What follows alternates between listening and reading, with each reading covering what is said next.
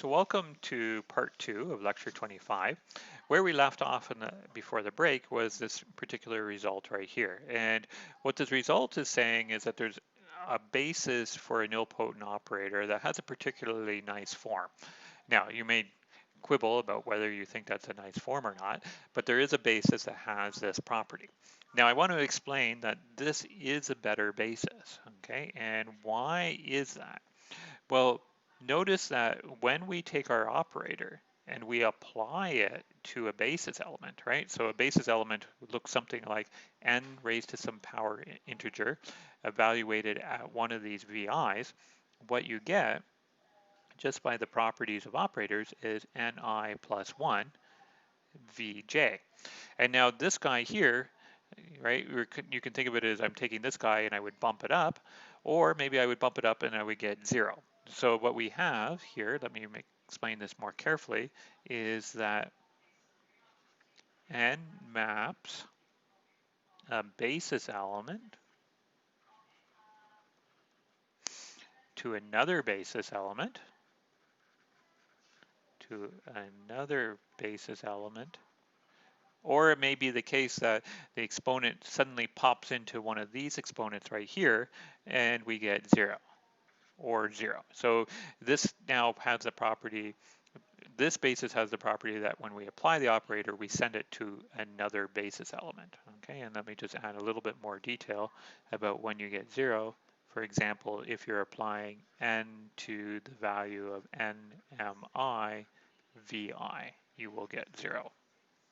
Okay, so maybe at first glance it's hard to see what this is doing, and so let me actually zoom out because the matrix here that we're going to be making is quite big.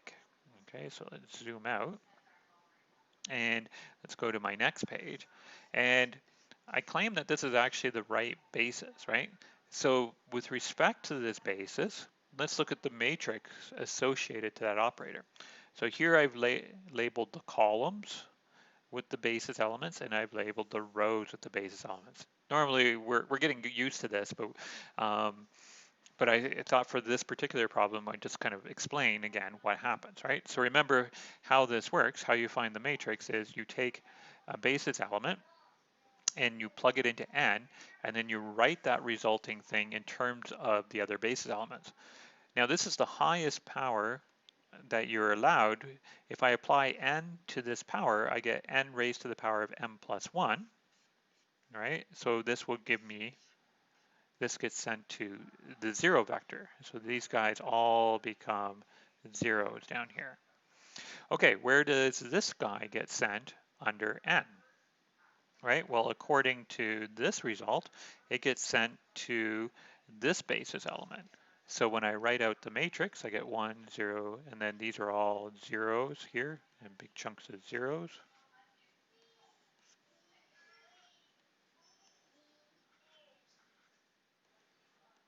Okay, now remember there's a whole bunch of things in here.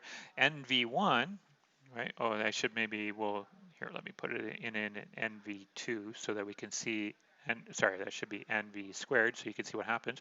It will get mapped to 1 right here, and this will get mapped to a 0. And and then V1 will get mapped to NV1, right? So we get 1, 0. So what we have, it's a little hard to see here, right, is we got a giant block matrix here with 1s down this part and 0s everywhere else. And that's, if we keep on doing this, in the next block, you will get, oops, maybe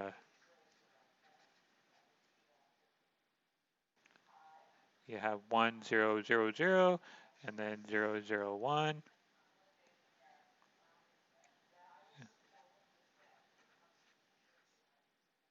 Okay, so there'd be another block right here, and my picture is kind of wonky here, but then at the end, there'd be another block down here where it looks like 0, 1, 1, and then zeros all over here.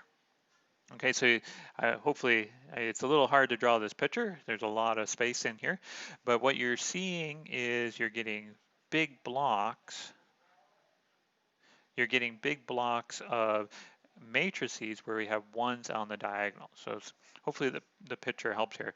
In fact, I'm actually going to get rid of this because I think it's confusing here. I didn't line things up properly. So let me redraw my picture. Yeah. You can hear some music in the background while I'm doing this. Okay, so NVN would get sent to 0 here. This one would get sent to 1. And we have all zeros here.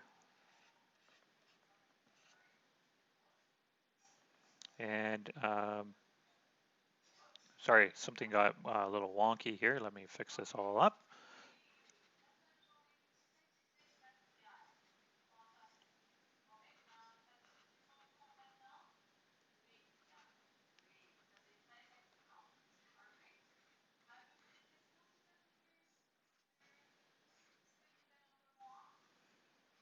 Okay, sorry about that. I kind of paused here while I drew this matrix, right? So you have to remember that there's a whole bunch of other blocks inside of here. So,